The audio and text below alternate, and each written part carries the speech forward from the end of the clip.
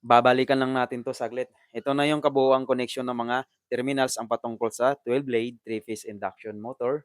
Ito na yung sa Series Y at saka Series Delta using 440 volts, okay. Tapos ito naman yung sa terminal box connection at ito naman yung sa power circuit connection. Ito yung pinakaimportante dahil marami pa ring nangangapa patungkol dito lalong-lalo na pagdating sa final interview. Hindi nila akalain 'no, bumabagsak sila dito dahil pinapa-aktuwal sila kung paano gagawa ng power circuit connection patungkol sa Series Y at saka Series Delta or parallel Y at saka parallel Delta. Maraming bumabagsak dito pagdating sa power circuit.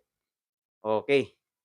So, ito yung RST or line 1, line 2, line 3. Ito yung mga magnetic contactor natin pagdating sa Y-delta connection. Pansamantala, ito yung ating motor connection.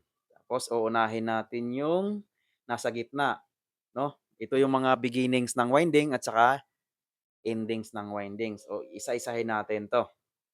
So, okay.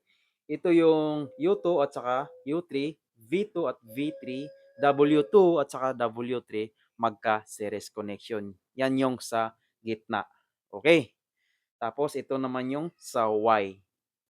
U4, V4 at saka W4. Ito yung pinaka-star point. Once na mag-running yung system. Okay po, ayan, connection yan. U4, B4 at saka W4. Connected sa Y magnetic contactor. Kasabay niyan, mag-running yung main magnetic contactor.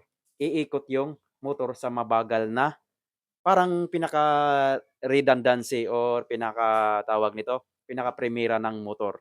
Mabagal na ikot muna. Okay? Ito yan, oh. Terminal connection ng Series Y. Ito po yun, magka-series yung U4, B4 at saka W4 star point. Once na mag-release na yung main magnetic Y magnetic contactor, tatakbo na ngayon si motor sa mabilis na connection 'pag nag-delta na. Ayan, ito na yung magiging connection niyan, 'no?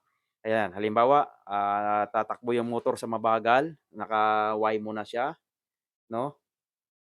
Tapos after 10 seconds, magre-release ngayon si Y, tatakbo ngayon si delta connection. Ito na po yung connection niyan. Yung U1 at saka W4, ayan, magkakaroon na siya ng connection. Ayan.